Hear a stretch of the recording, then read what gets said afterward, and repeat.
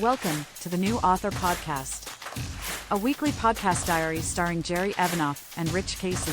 Join them weekly as they talk about writing, publishing, and marketing their books. And now, here are your hosts. Hello, everyone, and welcome to the New Author Podcast. Today, Rich, is May the 4th be with you. I got my Star Wars shirt on. I'm ready to go. It's 2026, episode number 353. I'm Jerry Evanoff, one of the hosts of this podcast, and with me is Rich Casey. Rich, how are you? Well, I did see a lot of Star Wars shirts in the library today as people were coming through. There's something else about the 4th. I can't remember what it is. It's the Kent State shootings were on May 4th, 1970. Oh, that's not something that we want to celebrate, though. No, definitely not. We remember it. We remember it. Yes, right. We remember that. Go ahead. I work with a woman who's the teen librarian. Her name is Christine. She is a huge Disney fan. She goes to Disney World every time she takes a vacation.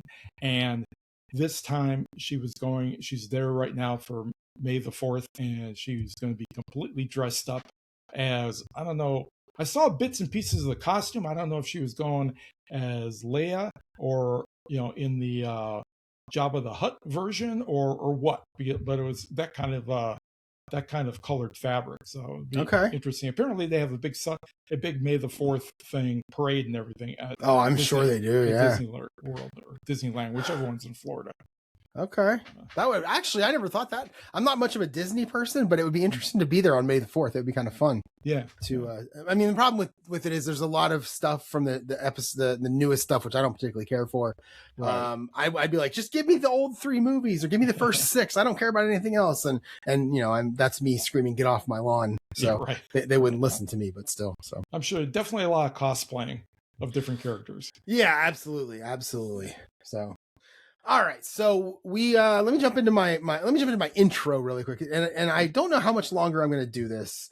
I've been doing this at the beginning of every month for about the last year or so as we podcast here, and that is just to give a quick recap of what I did, because I didn't write books in the normal way that people write books. I wrote a book, I published it, and then instead of writing book 2 and publishing it, I wrote the next 8 first drafts of the novels. I wrote 3 novellas in the series. I essentially wrote 2, 3, 4, 5, 6, 7, 8, 9, 1.5, 0.5, and 7.5, and I have 4.5 plotted but not written. So what I'm doing now is I'm going through and I'm editing one at a time, and I'm editing them and releasing them hopefully every 6 to 9 months. I just released book 2 last week, and I've already got a pre-order for book 3 at November 24th of this year. So that's kind of what I'm doing, and I only do that for like the new listeners who may not understand why I'm just talking like the way I do when I'm talking about my what I'm doing here each week. So that's kind of what I do with it. Yeah, I mean, at the beginning of, say, next month, maybe of June, you could just start opening with your sales figures, and you could. Well, I mean, we don't. It's not great. It didn't. Release day wasn't like a release day for some of the big name authors for me. It was a couple of sales, and it's going to build over time as you get more and more books out there. Especially with what I got going on in a couple of weeks. We'll see how that goes. Yeah. Well, for me, I've just been a total slug the last week and a half. It actually cooled down here. I think the last time we talked, we were punching through 90 degrees during the day, but now it's cooled down to where we're barely making 70 during the day. So it's like spring redux, and I've just been like going into spring fever. I'm just not doing anything. I go outside. You just called out my addicted to, so we'll talk about that when I get to it. Okay. It's same thing here. It's been yucky. Yeah. So we really haven't done anything. The only thing I did do is I finally, at the top of my to-do list forever, has been to finish off my Substack profile, get all the information set up in there, and then to start posting some chapters from my current work in progress. And I actually did that. So nice.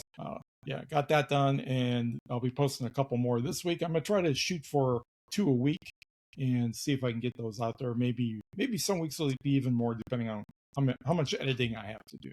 But I've got right now, close to 6 or 7, maybe 8 chapters that are kind of in the bank and already edited. So I'm good for the next few weeks anyways. Okay. Yeah, I told you earlier before we started recording that I read your chapter 1 and then I read part of your chapter 2 and I kind of ran out of time. But much like when Dan reads to me in the writers group or when Michaela reads her stuff in the writers group, I was reading your stuff and getting annoyed because you guys all just write so much better than me. It drives me crazy. The way you guys write descriptions is amazing, and I wish I could do it. I wonder if, like, when C reads my stuff, is she like, well, this is kind of boring, but he likes it, so it's good enough. Did you what came to mind when you read that opening paragraph?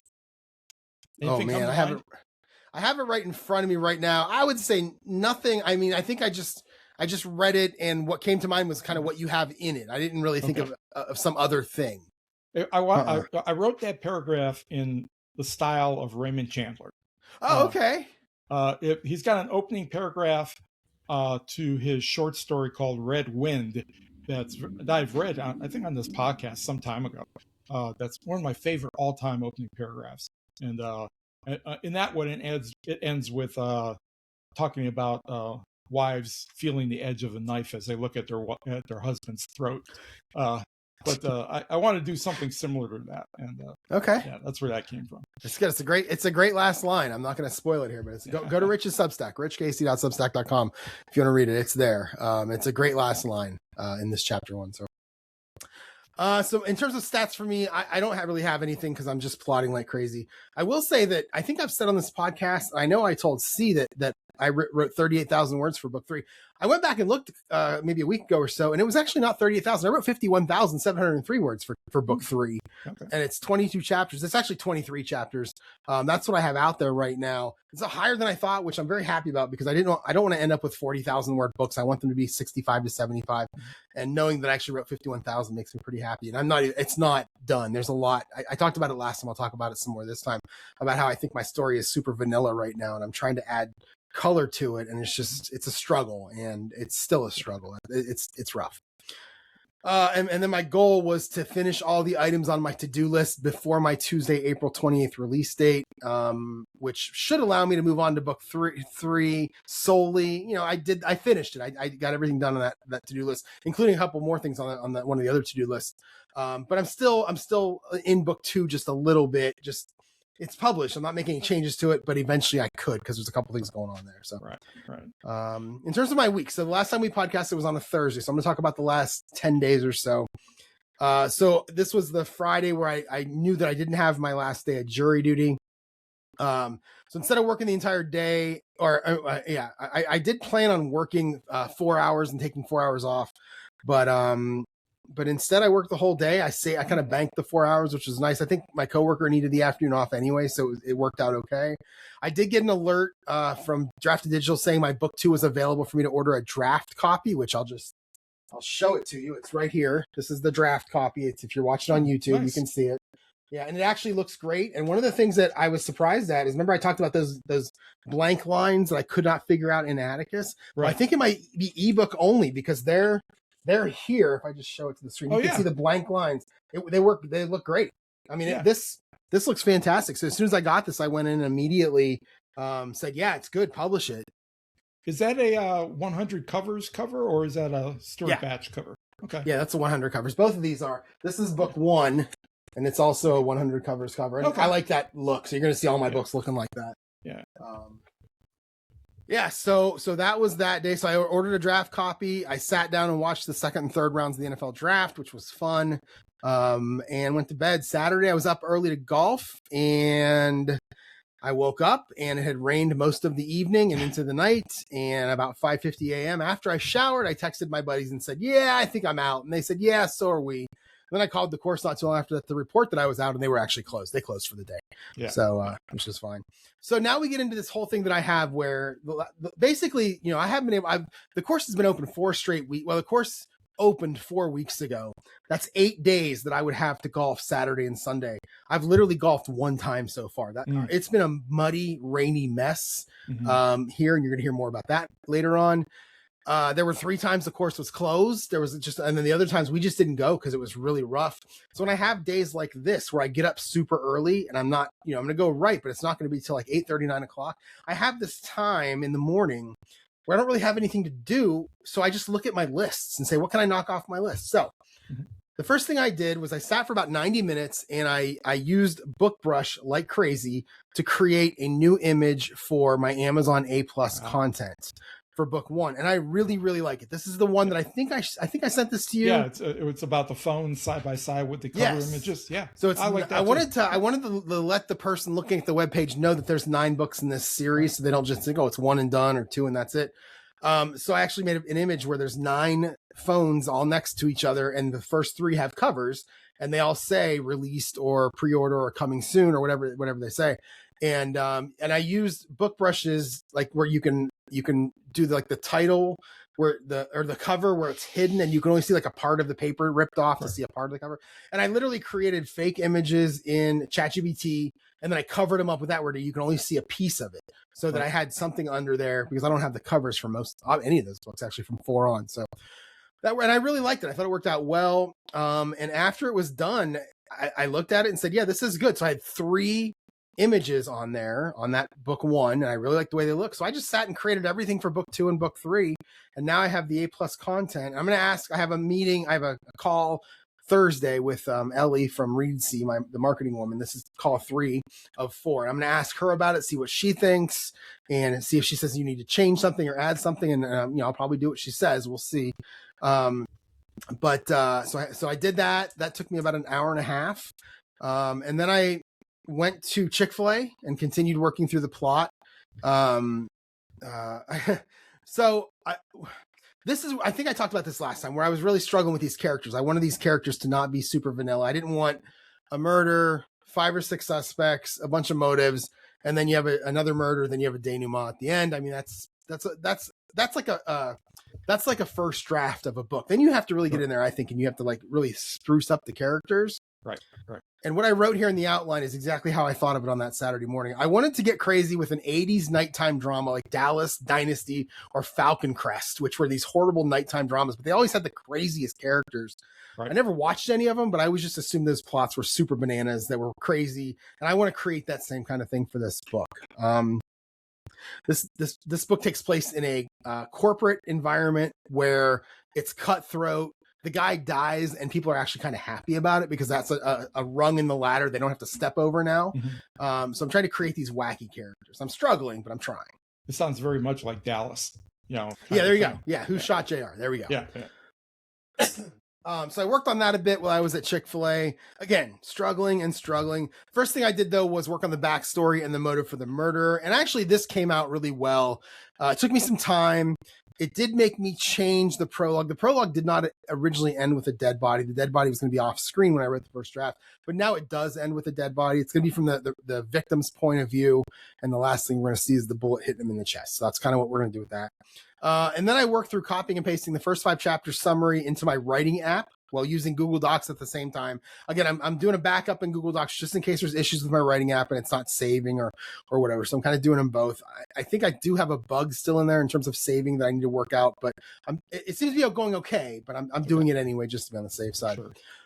And then when I got home, so I did make a quick change to my A+ content when I got home. I wanted to have a thing at the top that said, I didn't really have a label or any kind of a top on that. It just had 12 pictures or 9 pictures. So I did create a label that says follow along throughout the series. So I wanted the user again to be like, hey, this is a whole series. I'm okay getting book 1, that kind of thing. Right. Then I posted on Facebook, LinkedIn, and Instagram. This was 2 days before my release. So this is April 26th. And then I came back here at this table and I played 3/4 of a 1985 football game. I'm sorry, 1965, not 1865. That'd be the Civil War game. 1965 APBA football game between the Jets and the Bills. I had a fantastic finish where Joe Namath led him down the field with about 2 minutes to go and then threw like a 20-yard touchdown pass just as time was running out. It was so much fun. I love that game. I get so many close games and you're literally rolling dice and it's just so much fun. Was he wearing his big fur coat while he did it? He wasn't the pantyhose guys, was he? Was that Johnny Unitas? Yeah, Who was the Unitas. It was Johnny Unitas? Okay. I think so, yeah.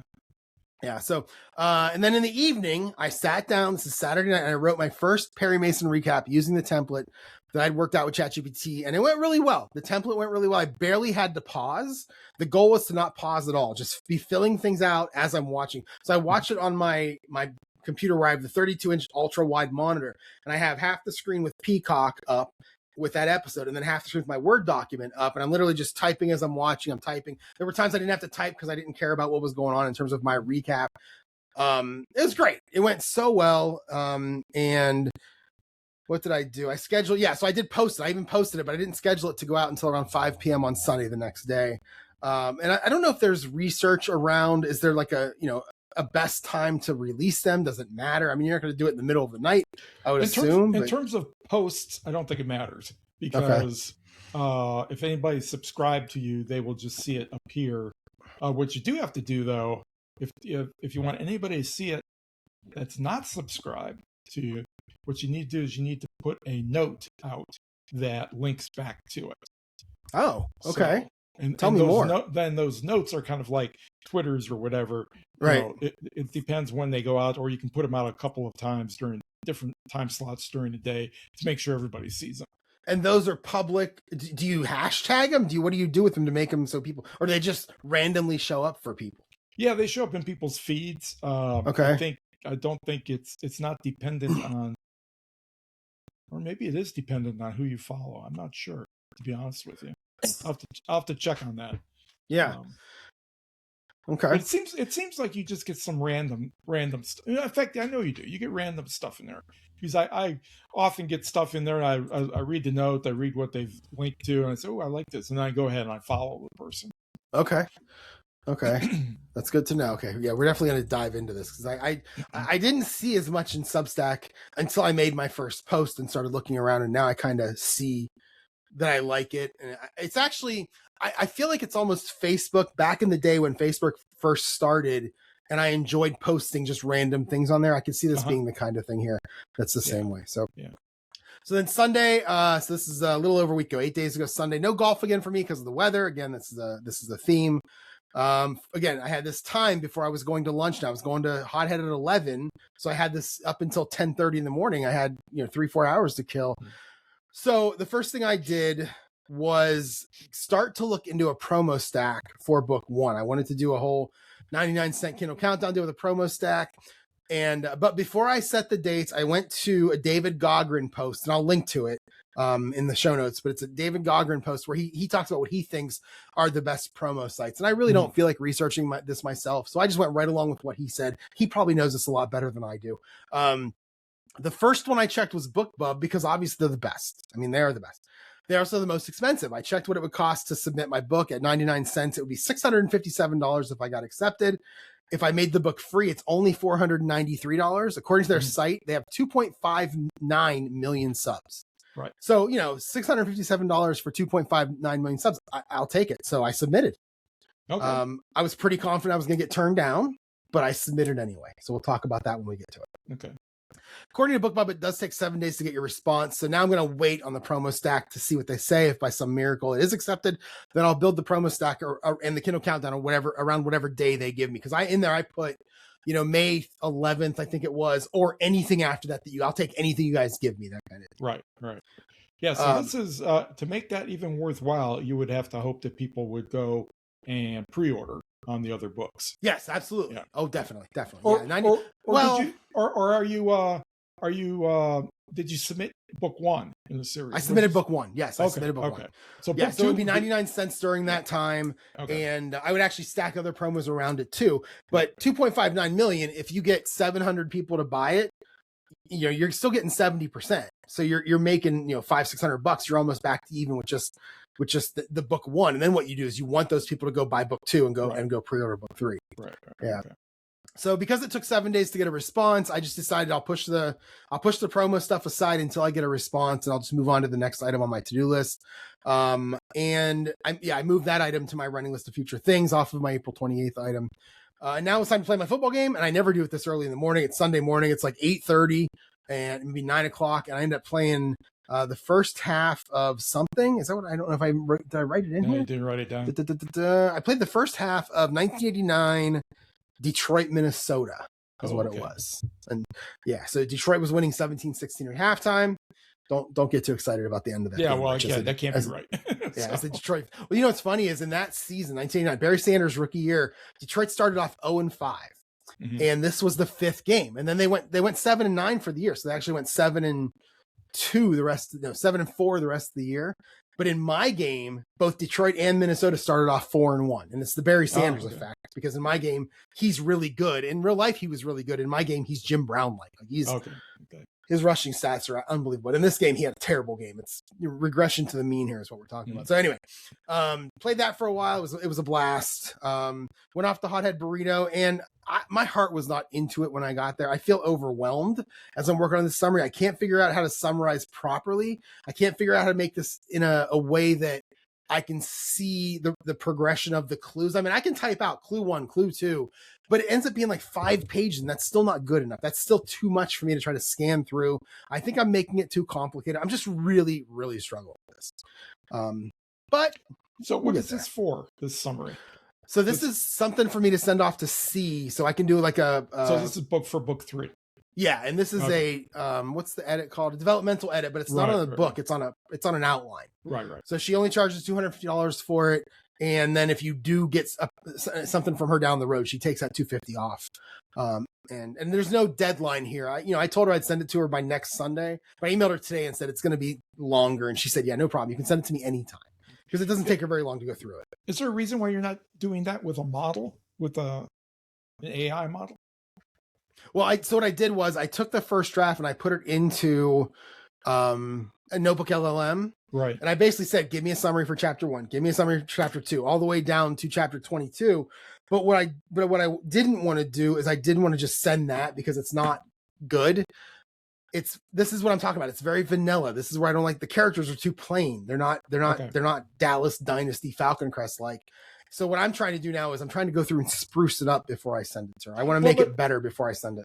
I don't know. Well, I don't know what she's doing for you, but I mean, typically on a developmental edit, the characters are not that big of a focal point. The focal point is really the plot and whether the plot hangs together and stuff. So the plot, the way we did book 2 was, my biggest issue with book 2 was that my characters weren't deep enough. They were vanilla. They all seemed to look alike for the most part. Okay. All right. And I didn't have a very good backstory with my murder and why she did it, that kind of thing. So I'm trying to take all that stuff that we did during book 2 and apply that to book 3 before I send it to her. I equate it to brushing my teeth before I go to the dentist, basically. Okay. I can send it to her and say, let's work on this, but let me try to do some of it on my own before I do that. Sure. So. Right.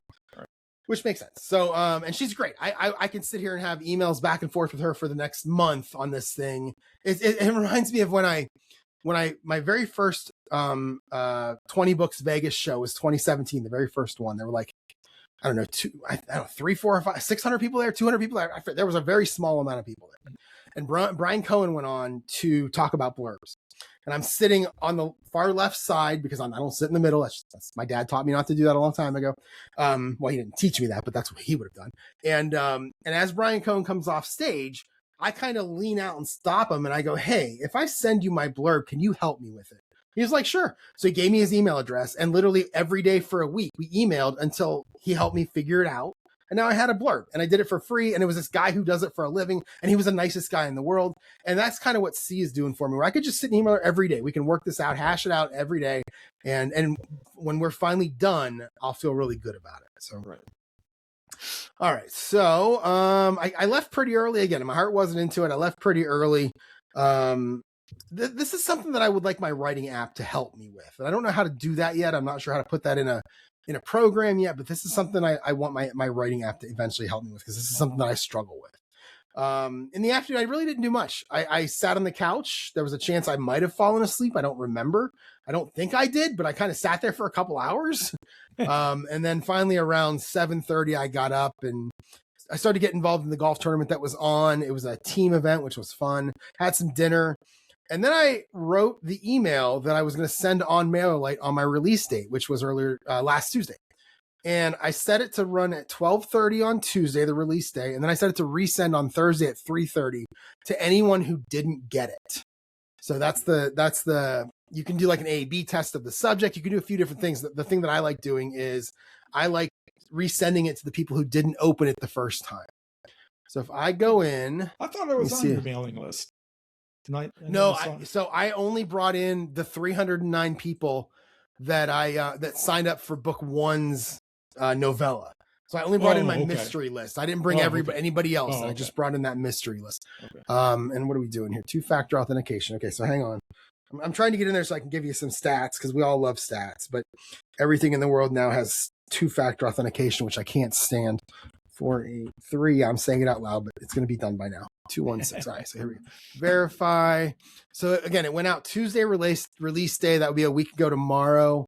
At the time, I had 309 active subscribers. Let's see. So looking at that report, and so what this did was this talked about. Actually, let me read it to you. I'm curious what you think of this. Campaign. So here we go. I'll view it. So it's short. Let me read it to you though. This is what I wrote because this is the first email I've sent out in 2 years. You know, and they always say don't apologize. I've seen so many people say don't apologize. Well, I said, you know what? I'm gonna do that. I'm gonna do it because that's who I am. That's what I want to do. So I wrote, hello. Quick heads up, you're getting this because you signed up for one of my free promos a couple of years back. If you don't want book updates from me, it's totally fair. There's an unsubscribe link at the bottom and I won't take it personally. But here's the reason I'm popping in. My second Sam Norris murder mystery releases today, Inheriting Murder, Book 2. If you like modern whodunits, messy motives, and puzzles, I'd love for you to grab it with a link. Check out Book 1, Manufacturing Murder, but I'm going to be honest, don't buy it today. I'm planning on dropping Book 1 to 99 cents sometime in the next 4 to 6 weeks. If you stay on this list, I'll email you the moment that happens. Find it here with a link. And then I wrote, bonus. In the back of the book, there's also, in the back of Book 1, that gets you a free novella, which means coming soon, you'll be able to get the first book in my series and a free novella that continues the story for a grand total of 99 cents. So I'm trying to get people to want to stay on there. Right. Then I wrote, lastly, if you want something fun to read while you're waiting, I've decided to start a Perry Mason recap watch along on Substack. Every 2 weeks, I'll drop a new post where I'm watching them in order, recapping them in my own style, starting with season 1, episode 1. Check it out for free and be sure to subscribe if you like what I'm doing. And then I gave a link to that. And then I wrote, either way, thanks for being here. I do appreciate that you take the time to check out any part of the silliness that I put out into the world. So that's my email. Okay. I thought it was a pretty good first email. Yeah, that sounds good. Yeah. So in terms of the numbers, my first one that went out, let's see if I can figure out how to do this. Overview. How do you figure out which one's which? I thought that would give me, I don't know why I didn't get the AB. So I ended up with it looks like I ended up with a 6.7% open rate. I don't know if this is this the first one or the second one? Now I'm not sure. I'm puzzled by this. This is so weird. Because when I looked at this before,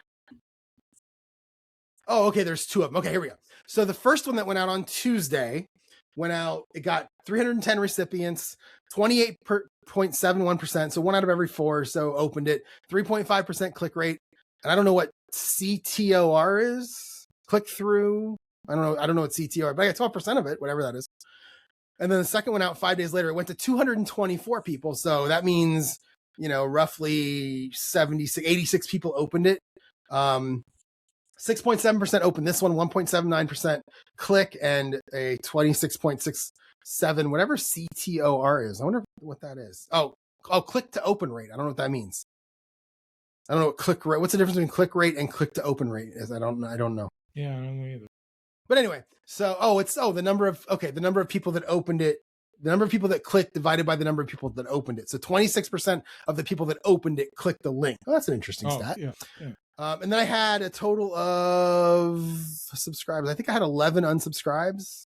Yeah, I had 309. I've done to 298. So I had 11 people that unsubscribed. That's kind of how it worked. So those are my stats for my email. And I think I'm going to do one of these every 2 weeks to talk about Perry Mason because I'm releasing those every 2 weeks on Substack. So I think I'm just going to write up quick ones every 2 weeks. Sure. Yeah. See what I can do. It doesn't have to be book related every single time. So let's see what I can do. And then, so I was happy to get that done. I did not expect to do that, especially sitting around all day on Sunday, like what'd you say earlier? Like a slug. Is that what you said? Yeah. A slug. That was my Sunday. Yeah. And I was happy to actually get up and do that and get it all done because I did not expect it. So then Monday, I'm in the shower in the morning talking to myself about how to get past this overwhelming feeling of plotting. And again, 51,000 words. I kind of realized, you know what? I have a story, 51,000 words, 22 chapters. I don't need to improve the story. The story is fine. What I need to do is improve the characters, their motives, their secrets, their backstories, etc. And by doing that, then I can go into the chapters and I can insert that new stuff for each character. Sam talks to this character and learns this. Sam finds this stuff that's not in there now. That would actually make the book longer, and I think it would make it more interesting. So what I decided to do now at lunch, I went into work, I went into the office. Wait, no, I didn't. I stayed home that day, right? Yeah, at lunch, I did open up my story, and this is where I started working on the characters. Didn't get very far with it, but I was happy with what I was doing at the time in terms of like approaching it a new way. It made me feel like a little bit better about it. It didn't feel like I was trying to rewrite a whole book or replot a whole book. I could just work on one little piece at a time. And as I work on each piece, the puzzle kind of comes together. It's kind of how I was working it. So right, and you know, in order to juice up the characters, it usually doesn't take all that much. You just have to make them more flamboyant, or a little bit more out there. So, but at the same time, I don't want it to be the same as book 1 where there was an affair, book 2 where there's an affair, and now in book 3 I've got an affair. Like I don't want that in every book. Right. So I've got to try to be different at the same time. It's hard. It's probably pretty realistic, but yeah. Oh yeah. Yes. So then I did not do anything on the evening Monday. And then Tuesday, I was in the office. I was listening to a podcast from Written Word Media. I talked about them. They did the thing on the A12 or A11 algorithm, whatever the new algorithm is for Amazon, a couple of weeks ago. It's a really, really good podcast. And they were talking about AI searching for books, meaning a person goes to ChatGPT and says, give me a new amateur sleuth book, that kind of thing. And they said, basically what they did was, in order to determine like what ChatGPT does, what it looks for, they just asked ChatGPT. Sure. Yeah. So I did the same thing. When did I do that? I think I did it the next day. I don't remember when I did it. I did it the next day, I think. So anyway, I'll talk about this later in the podcast. This is going to be my stuff to share at the very end. Okay. So then at lunch, I continued working on the plot summary, working items about the characters, who was this? One of the characters expanding her character, and then getting it put into the first draft as notes. So then when I go to do the revision later, I'll know what to add to each chapter. In the evening, I played golf. I hit a fantastic shot, Rich. Tee shot number 1, first hole, down the middle, top of the hill, one of the farthest shots I've ever done that hole. And then it was all downhill from there. It was just not good against. Yeah. Wednesday, work from home. I wasn't feeling so hot. I actually haven't been feeling so hot the last week or so. I'm better today for the first time in a while. Work from home. Didn't do much of anything. The maids came on my lunch break, so I stand back here and work. Really can't do much. I did make a change to my website that I'll talk about later. And then I heard back from BookBub, and drum roll, please. I got rejected. Yeah, I got rejected. I mean, we knew that was going to happen. But I've decided, I already put on my calendar, I've decided I'm going to submit book 1 every 3 months. Yeah. Sure. If I can get 2.4 million or whatever it was to see that, and I can get 0.01% of that to buy it, I'm happy. So I'm gonna keep submitting. So Thursday, I'm kicking around formatting options. So this is where I was talking with you before about how I didn't like the way book 2 looked in the Kindle reader on my phone, where it didn't put those blank lines in the back. It really bugs me. I could not stop thinking about this. So I decided to kick around the idea of looking at Read. See, I even texted Lindsay to see if she had a Mac she could sell me. She was so excited that I might actually buy a Mac computer, an Apple computer. And I told her if I can find a cheap used one that somebody wasn't using, I'd consider it and I'd buy Vellum. But that thought went away really quick.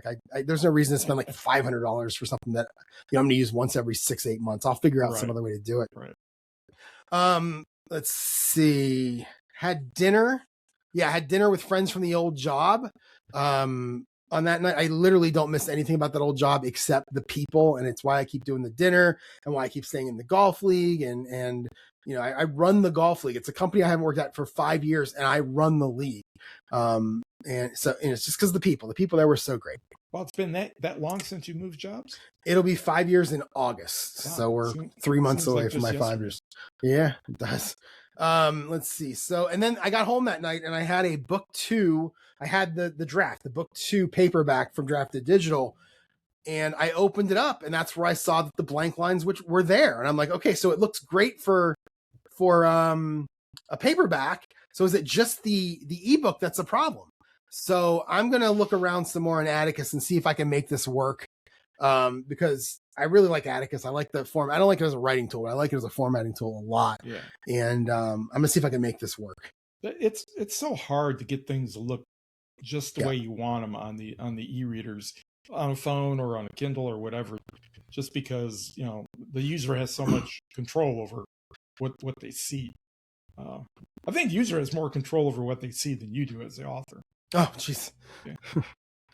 I would assume they do for like font size and things like that. They definitely do. Font type, font size, and all you got to do is bump things up a little bit, make it bigger, and they'll just kind of throw all your careful editing, right, or formatting, just throw it all to hell. Yeah. But the people that are like super OCD about that's gonna drive them crazy. Yeah, it does, I'm sure. So then Friday's a half a day. I was out at 11 off the BW3 Buffalo Wild Wings. Something I'd done for a while, and while I was there, I really dug into another one of my characters, my suspects. And again, I'm working on this. It's still a struggle. Don't get me wrong. I was there for a couple hours. I got everything done with my characters, but it's really not. I wrote that in here, but it's really not. It's just not there yet. And then once I got home, I started playing around with some more of this whole AI search thing. And this is where I got into the conversation with ChatGPT of what do I need to do? And again, I'll talk about it at the end. Okay. But I did put some time into it and worked on the website a little bit, made a lot of changes. And I feel good about where I'm at right now with it. And again, I'll talk about what I did later on. Saturday, this is 2 days ago, Saturday morning. I remember, Rich, back in the day when the calendar would flip over to May and I wouldn't have to worry about snow keeping me from golfing. Unfortunately, we had snow Saturday morning. Yeah. It didn't stick, don't get me wrong, but we had snow. I don't know if you listened to the self-publishing podcast, but Cece Mecca was saying that she is in Pennsylvania. She said it was like 38 degrees or something like that. Awful. Just awful. So I did not golf again. It's just ridiculous. But anyway, so I decided to do lunch on this day instead of breakfast. So in the morning, I worked some more on my website, working on the AI search stuff that I'll talk about later. Then I went right back to the same Buffalo Wild Wings, sat at the same table, talked to the same waitress who waited on me the previous day, had a nice salad. And while I was there, I worked through the first 9 chapters, the summary. I have 23 chapters as of now. I'm about 40% done with the summary, and I'll definitely go through it to add in all the new character stuff afterward. I'm trying to get the summary down so that I can throw all the character stuff in and move stuff around as I need to. This is where Plotter is really going to come in handy. I'm going to open that up. I did pay for that a couple of months ago, and I'm going to open that up and really dive into that as I go here. I came home, I unboxed my new game, a horse racing game, and I played it and ran my first race. This is Kentucky Derby Day, and it was a blast. It was really fun. It's right over there. I'm probably going to play it again in the next couple of days. I'm very happy about this. Did you watch the race? I did not watch the race, but I've watched enough of the replays to see. Have you seen the overhead shot? Yeah, I have. Yeah. Where you see the horse go from last to first? Yeah. It's brilliant. It's so amazing. My wife was telling me that it reminds her a lot of Secretariat back in the day. My wife is a big fan of horse racing. Oh, okay. So, yeah. Okay. Has she ever gone? Get a big hat, go to Kentucky? No, I don't think so. But she's owned a number of horses in her life. So. What? She's what? She's owned a number of horses in her life. So. Oh, nice. Okay. Yeah. In the evening, and again, before I talk about this next thing, let me just say, Rich, that today I was listening to a podcast called Book Marketing Tips and Author Success Podcast. It's a podcast I've been listening to for a few months now. It's hosted by, I believe it's Penny Sansbury and Amy Cornell are their names. I'm pretty sure one or both of them own a company or work for a company where they help authors market their books. Okay. And the first thing she said was, early in the podcast, she said, an author sent her a list of keywords that were generated by ChatGPT. And then she said they were awful. She's like, stop doing this. Well, Saturday night, I did this. I created 3 ads on Amazon. I wanted to I don't need hundreds of ads. I just want to get a couple things out there with some keywords, different type of ads. And I really didn't want to put any research into figuring out what I should do. I mean, I've listened to all these experts, Brian Cohen, Brian Meeks, back in the day, the James Blatch and Mark Dawson's thing, the Launchpad thingy, the Amazon ads for authors. Mm-hmm. You know, I've watched all of these. These have never worked for me. And I'm sure it's me. Don't get me wrong. I'm sure it's me. I have one book. Nobody reads it. You know, it's hard to break in with Amazon ads when you have that kind of thing. It's really tough. So this time I decided I'm just going to let ChatGPT tell me what to do. I'm literally going to do everything that it says. I'm not going to do anything different. I'm just going to do what it says. So I created 3 ads. I'm going to try to pull up. Here it is. What it told me real quick. It told me to create 3 of them. So it told me to create an auto discovery campaign, $5 a day, 25 cents for your bid dynamic bids down only, advertise the Kindle book first, automatic targeting, sponsored products. This is what it told me. So I did this. Then it said, now do a manual keyword campaign. And it gave me about 15 keywords to use. And it said use phrase or exact, not the broad one, but phrase or exact. Things like amateur sleuth mystery, amateur sleuth murder mystery, modern whodunit, cozy mystery, male sleuth, traditional mystery series, things like that. Things that you would expect to see there. So I did that again, 25 cents, $5 a day, that whole deal. And then it said do a product targeting ad, which is target certain books. And then it said, here's how you find the books you want to target. And I said, no, ChatGPT, you give me 10 books to target. So it did. And I did all of them. I did not alter 1 second from what it gave me. I'm going to see what it says. I'm going to see what happens. Again, I've used all these other ones. What's the difference? I might as well just try this and see what happens. Sure. And then I told it, I said, okay, 3 campaigns launched. I'll come back on the 16th, which is 2 weeks. We'll analyze the first 2 weeks and we'll see what it looks like. So that's what I'm going to do. So I spent a lot of Saturday. Was that Saturday? Yeah. Saturday evening doing that. Yeah. But I just thought it's funny when I turned on that podcast this morning and she's like, stop doing that. And I'm like, oh, I did that 2 days ago. Sorry about that. I think Amazon ads are so hilarious because it's one place where you're wishing that they will spend your money. Yes. Yes. Please spend my money. I won't spend any money. Yeah. It's terrible. You only spend money if they click, and they never click. Right. I'm not a fan. I like having them going because they're cheap, damn near free, but they're just, I don't know how people use them successfully. I don't get it.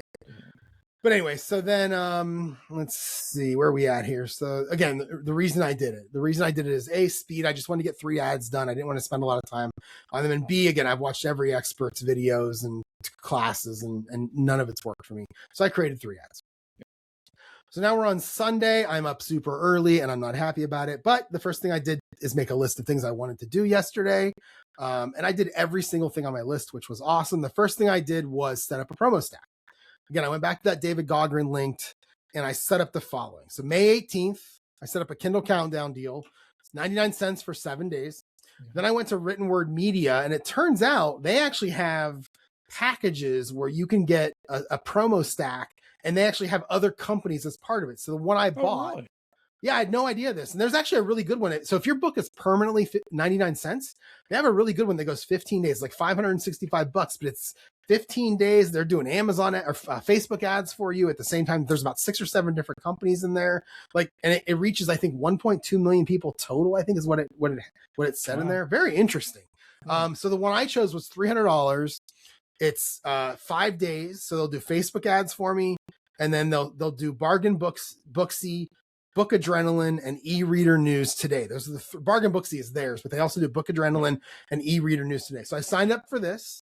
Supposedly this stack reaches a combined 588,500 people, which is nice. Mm-hmm. Then I went to Robin Reads. That one reaches 130,000, about 131,000 people, $65. I set that one up for Wednesday. Then I did Fussy Librarian. It was $22 for 78,000 people. Set that one up for Friday.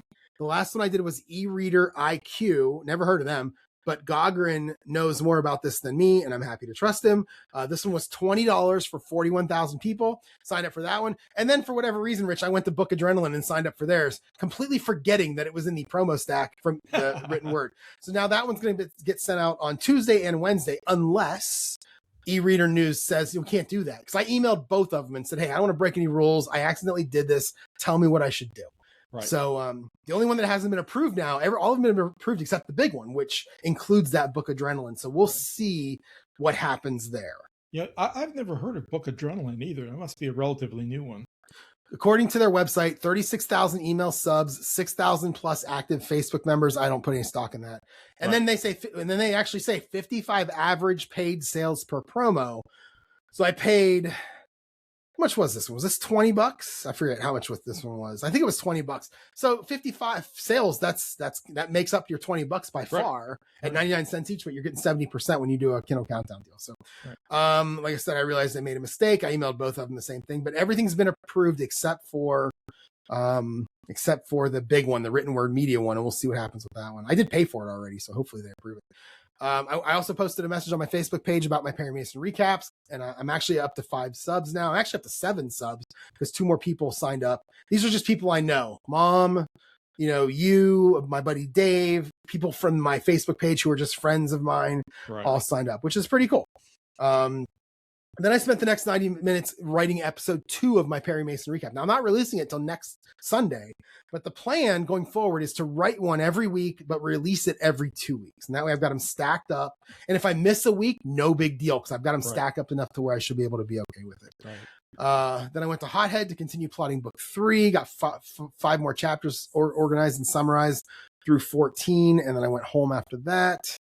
Came home, stopped on the way home, bought 5 bags of mulch. Then I came home, cut my grass, put all the mulch down, did my laundry, took out the garbage, and boom, everything on my list was done. It was a good day. And then in the evening, I thought about doing a whole bunch more things. And in the end, I sat on the couch until it was time to go to bed. I've been talking for so long here. And then today, I was in the office. I did send an email to Super Editor C telling her my plotting isn't going as I'd hoped. I explained where I'm stuck. I'm kind of hoping to get a little dialogue with her back and forth right now about this, which she did reply to me today and say, no problem, just send it when you're ready. But she said, if you need help, I'm here. So I might get a little email dialogue going back and forth where we're kind of talking about this stuff before, as I'm doing the summary, and then I'll send it to her when I'm done. I am really intrigued by this next bullet point. Oh, yes. Oh, Rich. Okay. So I'm releasing Perry Mason every 2 weeks on Substack, right?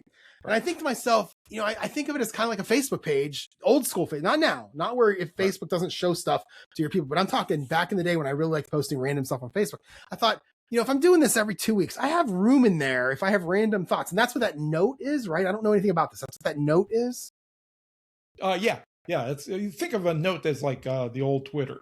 Okay. Okay. So I'm thinking, well, I could just post wacky stuff in there. Well, then I have in my ChatGPT the following. I did this about 3 months ago. I might even talk about it on the podcast, but I did it like 3 months ago. I wrote, I wonder, and this is me sitting down to plot one day, just because I love to plot with ChatGPT. I wrote, I wonder if there's a story between Encyclopedia Brown and Bugs Meany, but this is a genre fiction novel. They're older, maybe in their 50s. Any thoughts? Pick a couple of genres and give me some ideas. And in the end, I came up with the following. And I say I came up, again, it was me and ChatGPT talking back and forth. Right. I came up with the following plot. And I think I have it down here at the bottom, right? Right here. Okay, here we go. Oh, this is a long one. I'm only going to read the first paragraph. Oh, no, I'll read maybe the first 2 paragraphs. Here we go.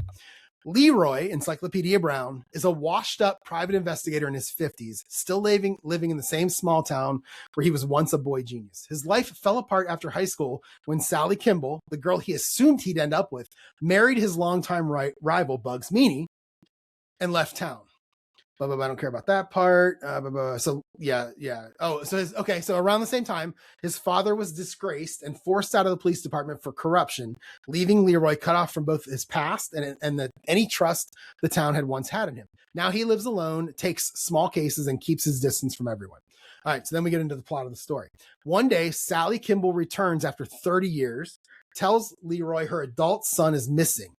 Leroy, Encyclopedia Brown, still bitter about the past, refuses to help, and their conversation reopens old wounds before she leaves. Later that night, Bugs Meany shows up unannounced, and the chapter ends with him putting a quarter on his desk, because in the old books, he put a quarter on the gas can if you want to hire, in his garage if you want to hire. So that's chapter 1, right? So I'm thinking to myself, and the thing that bugs me about the whole time I was plotting this is I can't write it. I can't write it and publish it. I can't. It's copywriting. I can't. Right. I can't put it out there. But what I can do is write a random chapter here and there and put it on Substack. Sure. I mean, so I think it's fan fiction, right? Yes, it's all it is. It's all it is. I'm not going to sell it. I won't put it behind a paywall. I'll never publish it. But I just want to write it. So I'm thinking those Raymond Chandler novels, the old 50s noir, style. He's in a dark room. There's no furniture. He's just behind a desk. And then the girl walks into the office, that kind of thing. And what do they call it? The femme fatale. Right. And, I had a part in this where they have like a night of passion one night. And then in the end, he solves the case and she just leaves and that's it. And he's just stuck right where he was. Cause that's how those 50s noir end. Yeah. So I think I'm going to write chapter 1 in the next few weeks and just post it up there and then see what happens. I'll probably post about it like in an email chain, or on my Facebook, whatever, and just see what happens. Just because I really want to write this story. that would be cool. Yeah. Yeah. So, so I thought about that at first during lunch today. And then I continued working on my plot for book 3. And then I came home and did nothing. And we are now podcasting. And I've been talking for a long time. I apologize. But that's, again, I had a lot over the last week and a half or so that I've been working on. So now I want to write a story where Nancy Drew ends up as a hooker. Yes. Yes, this is, or maybe like the Hardy Boys, one of them gets murdered and the other one's got to find his murderer. Right. You know, there's just so many things you can do with those. But again, you can't, it's so, I feel like that Donald J. Sobel's family should let me publish this. Like they should, I should like, so too. Yeah. I should like email them and say, listen, I really want to write this. I'm not going to make fun of anything. I just think it would be a really, really good story. So, yeah. And ChatGPT's like, well, you know, you could write it and then you could change all the names. And now you got yourself something you could publish. So I'm like, yeah, but that takes away from the entire story from the people who like me who would read it because I know the characters. Right. Exactly. Yeah. So there you go. Okay. Well, that was quite a week or quite 10 days. That's why I wanted to podcast today and not wait till Wednesday because I just had to get all this stuff out. Yeah. And like I said, top of the show, I have like nothing. I worked. And then when I wasn't working, I was just a slug out in the yard planting some things, mostly just sitting around, not doing anything. I don't know what happened. It was just, again, like early spring fever. And the only saving grace was that Substack where I actually got that done. And I could actually cross it off my list of future things to do, which is really fun since I haven't crossed anything off of this since the first part of the year, I don't think. All right. So looking at my future list of things to do here. So I had a whole long list of things to do before Tuesday, April 28th, release day. Get a PO box, update MailerLite, order my paperback copy from Drafted Digital for book 2, create all my A+ stuff, set up my landing page to be more interactive, which I did, post on my Facebook author page, Instagram, LinkedIn, which I did, publish a Substack, and send an email from MailerLite. I did all of it, so I'm going to get rid of this entire section in the outline. Gone. Awesome. And not only that, but on my running list of future things to do, I got my paperback. I ordered my book 2 copies. I ordered 12 of them. They were actually cheaper. I told you book 1 was like $100 it was like $60, then $40 in shipping or whatever ridiculous it was. Book 2 was a little bit cheaper. They're about the same amount of pages. So I'm a little puzzled by that. But $100 for how many copies? 12. But it was like $60, $70. But then when you add shipping in, it went to like $100. Shipping was outrageous. Yeah. So I did that for book 2. I also set up my Amazon ads and I set up my Kindle order countdown with my promo site. So we're going to get rid of all of that too. And now my list is a lot shorter than it was, which makes me feel good.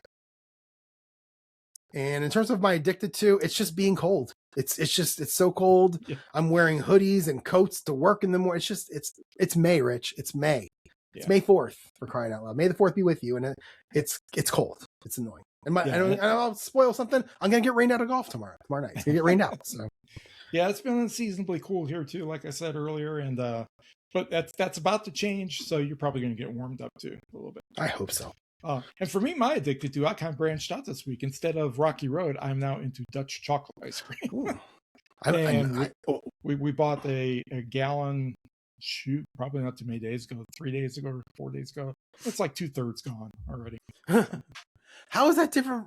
How's that different from regular chocolate? I don't know what Dutch chocolate is. It's a little bit more like dark chocolate. I love dark chocolate. So do I. Okay, so then coming up this week for me, so we're looking at podcasting Sunday, right? That's what we talked about? Yeah, let's shoot for that. Let's get rid of this. So we're looking at our next podcast being 6 days from now on Sunday. You're traveling, so we're going to try to get an early one out this coming week. So Tuesday, tomorrow, I'm in the office, which means Monday, Tuesday in the office. Wonderful rest of the week. I'll be plotting at lunch. I'll golf in the evening, although I do think we're going to get rained out. It looks like it's going to be 70% rain pretty much from 1 o'clock until it gets dark at night. Wednesday, I'll now work from home. I'll write at lunch. Thursday, I'll work from home. I do have a noon call with Ellie, again, my Readsy marketing person. And I'm having trouble right now coming up with things to talk about with her. This is my 3rd call. I still have a 4th one after this. I'm definitely going to talk about the promo stack. I'm going to talk about Substack. I'm not sure what else to talk about. So it's going to be an interesting conversation with her. I'm going to have her look at my A+ content and see what she thinks. But yeah, I think right now we got to get some data in about, how, if anything's moving or not. Yeah. And then she can maybe suggest some adjustments or whatever. But yeah. So we'll see. And then in the evening, I have nothing. And then Friday, I'm doing 4 hours PTO again. So I will work out. I won't work out. Believe me, I'll never work out, but I'll work until 11 a.m. And then I'll be off to probably Buffalo Wild Wings to continue plotting. And then Saturday, Sunday, I'm really hoping we can get some tea times. I'm going to call the course probably tomorrow or Wednesday. Again, I've only played once. It's terrible. I shot an 87, which is nice. I'm in the 90s. Every round this year has been in the 80s, which is nice. But we'll see. Both days I'll come home from golf. I'll continue the writing and the plotting. And I wrote in here that I told super editor C I would get her the outline by Sunday, but I've already emailed her to say that's not going to happen, which is fine. I did have a goal of getting the plot to her. I guess I wrote this before I emailed her. So if I had to come up with a goal right now, man, I don't even know what it would be. I don't have a goal. I'm not going to have a goal. I'm just going to keep plotting, and I'm just going to go keep plotting because I don't really know how long this is going to take. It just feels like, I don't believe in writer's block. I always say if you have writer's block, just sit down and write. You'll figure it out eventually. But plotter's block is kind of weird. I always feel like you should just sit down and write when you have plotter's block, and you'll figure out your characters will kind of tell you what to do next. But in this case, I'm not really sure what to do. So yeah, I'll just say keep plotting. Yeah, if you keep pushing it, I think it'll break free at some point. One thing I did forget to mention in terms of what I did over the last 10 days is I finally broke down and learned to use a 3D printer. I've been avoiding this for a long time, and I love it, man. I've been printing things like crazy. I'm printing all kinds of things for my my little model railroad, all kinds of water towers and fuel dumps and fuel depots and all kinds of stuff. So I stuck it to my desk, and I didn't realize it was going to be this sticky. But my buddy Brian, who listens to this podcast, I went down there a couple months ago, or maybe a month ago, to watch some hockey and some football. He 3D printed me a dice tower to use. Oh, okay. Yeah. And I can't show it because I have to.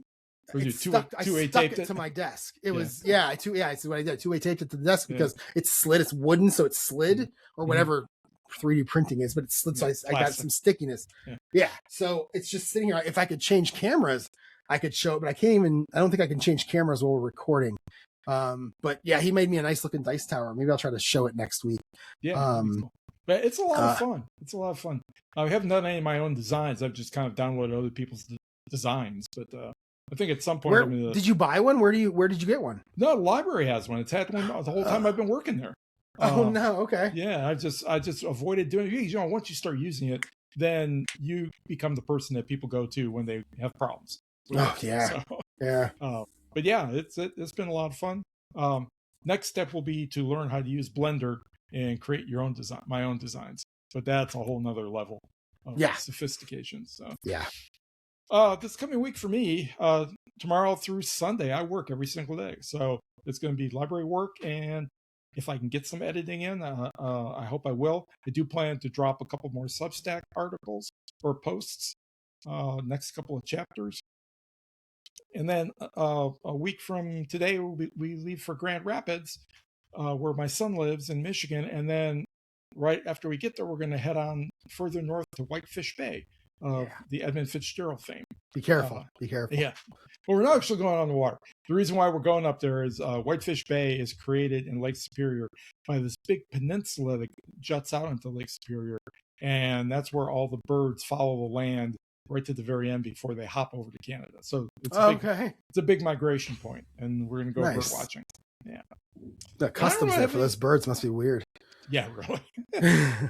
Well, I watched a video today of somebody who was motoring, a husband and wife team who were motoring from Seattle to Vancouver, and they're Canadian citizens, and they got boarded by the Canadian Border Patrol. That's weird. Yeah. I don't really have anything to share. I'm interested in your stuff about the AI. Yeah, so this is where I went in and basically said to ChatGPT, first off, let me say, I put this on my webpage. So if you go to jerryevanoff.com/AI search, you can see the conversation that I had with ChatGPT, because I'm going to try to read a little bit of it here, but I can't do it justice just by reading the entire thing. Okay. It's really big. Where's it at? Is this it right here? I'm trying to figure out now.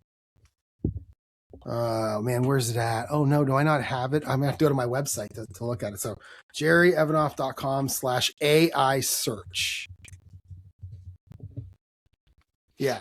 So here's what I said. I said to ChatGPT, if someone loads you up to look at a book, let's say they type a genre or a title or an author, something like that. What are you searching to find matches, and how do you determine what to show?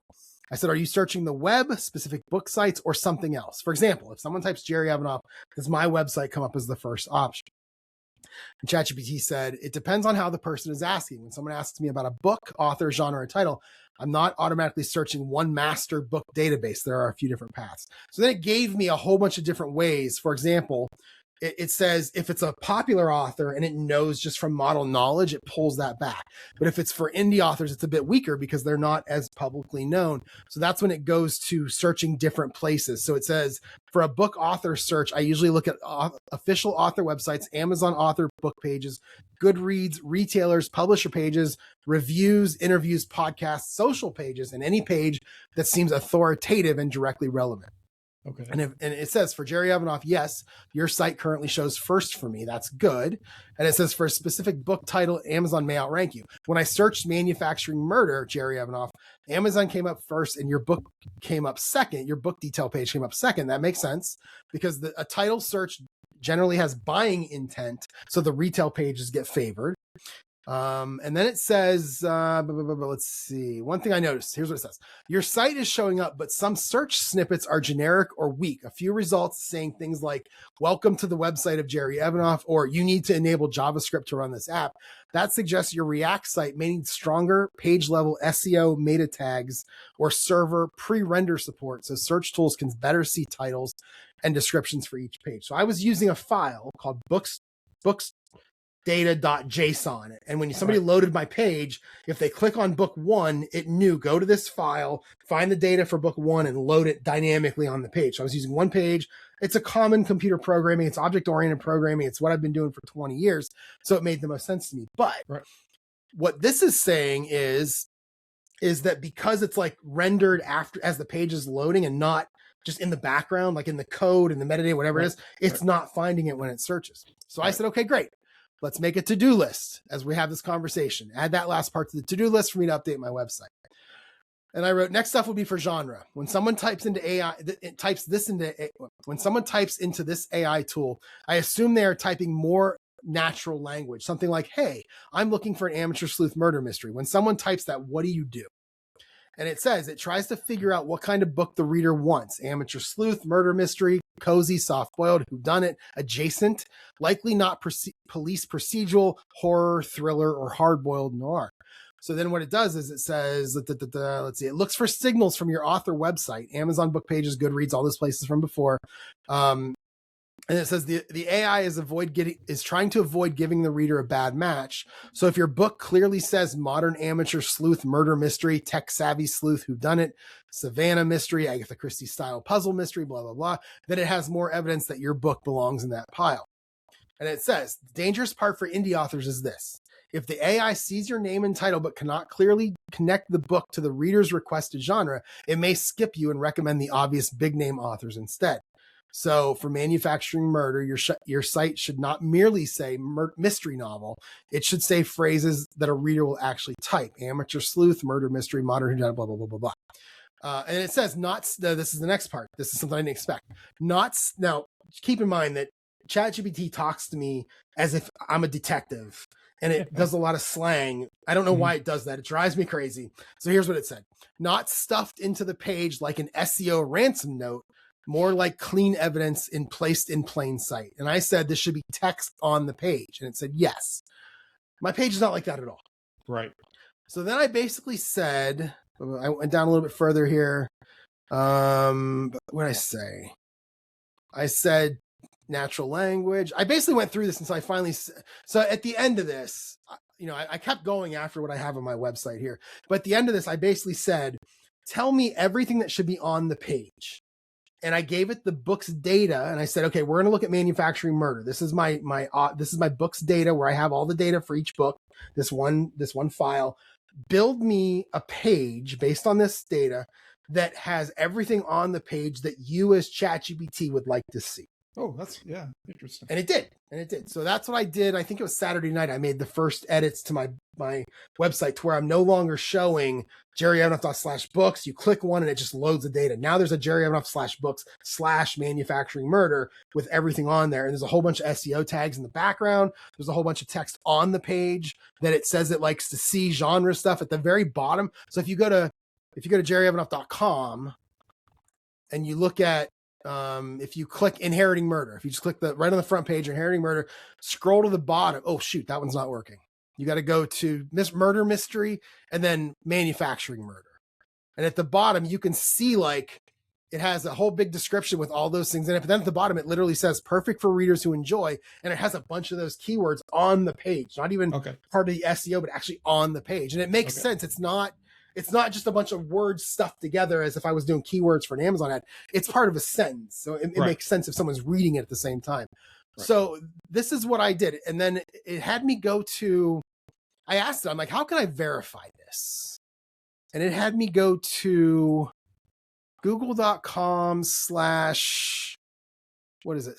The Google Search Console. That's what it had me go to, where you can go in there and you can actually put your page in there and it'll actually tell you what it sees when it looks at your page, when the bus. There's another one too, not just the Google Search Console. There was another one. The first one I did, it actually, what is it called? I thought it had, that's the URL, that's sitemap. So that's the Google Search Console. What is it? So you have to create a robots.txt file, which I had. You have to create a sitemap, which I did not have. And the sitemap helps the web crawlers find it. So I did that. And then it also, what is the other thing? So there's the Google Search Console. That's bugging me. I can't find it here. Add your page to the site. It's right before the sitemap stuff. It's I'm trying to find schema. Is it schema.org? I think it might be. That sounds familiar to me. Yeah, I think it's schema.org. So mine, when I went to, I think it was schema.org. When I went to that, it didn't see the book genre. It saw everything else. And it turns out that ChatGPT gave me the wrong tag and I changed it, and now it sees that too. Okay. So I would say you can go read what I wrote. Again, it's jerryevanoff.com/AI search. You can go read that. It gives you an idea how I started. But I would suggest, if you're curious what ChatGPT does when someone searches for a book, just ask it. It'll tell you, because obviously it's going to tell you. So I made some changes to a couple of my pages based on this. I'm going to keep doing it. I'm going to work on it over time, but I'm going to keep working on that until it's good. So I feel good about that. Well, on a whim, I went to ChatGPT here and typed in "Show me books by Jerry Evanoff." Yeah. And it came back with Forgetting Tomorrow and Manufacturing Murder. But where do you think he got it from? Amazon? No, Goodreads. I don't know what you mean. Well, yeah, Goodreads. Oh, from Goodreads. Okay, that's fine. That's fine. Yeah, okay, interesting. Wait, which two did he give you? Forgetting Tomorrow and Manufacturing Murder. So Inheriting Murder isn't up there yet, because those go up there automatically at some point. Yeah. Where, on Goodreads? Yeah, I think they go up there. I never added them. Oh, okay. I've never added my books. I think they go up. I think so. Maybe I'm wrong about that, but I thought they went up automatically. Yeah, I thought you had to add them yourself, but that may have been pre-Amazon ownership. Yeah, could be. I'm not even sure. You're right. Anyway, so that's where I am. That's what I was doing a lot of Saturday and Sunday, is talking to ChatGPT about how to get ChatGPT to show my book to people when you type. So yeah, that's fun stuff. Yeah, I love AI. It's so much fun. It's the one thing I don't use it for is to actually do the writing, but I use it for everything else, which I love it. So all right, so that's going to be it for the podcast. Do you have anything else you want to talk about? No, I don't. All right, so if you want to get in touch with me, jerryevanoff.com is the website. jerry@jerryevanoff.com is the email. Substack, jerryevanoffauthor.substack.com. There's a link on my website, jerryevanoff.com. You can just click the link. It'll take you right to it. And if you're interested in Perry Mason, or potentially some kind of a weird mid-50s depressed Encyclopedia Brown, that might be up there at some point. And go check it out. That'll be fun. Or is there going to be alcohol involved, or drugs? Oh, there's probably going to be alcohol and sex, yeah. Okay. Yeah. It's got to be. Okay, my email address, if you want to get a hold of me, is rich@richcasey.com. I'm on Blue Sky at Casey himself. And I'm also on Substack, dropping the chapters from my new work in progress. And you just search on Rich Casey and you'll find me. Or it's richcasey.substack.com. I mean, it's that easy. Yeah, true. Yeah. All right, everyone. Thanks for watching. Thanks for listening. We will be back on Sunday, May the 10th, I think it is, for the next podcast. Then Rich is going to travel, so we'll be down for at least a week. And but we will talk to you. We'll talk to you soon. Thanks for watching. Thanks for listening. Yeah. Take care, everybody.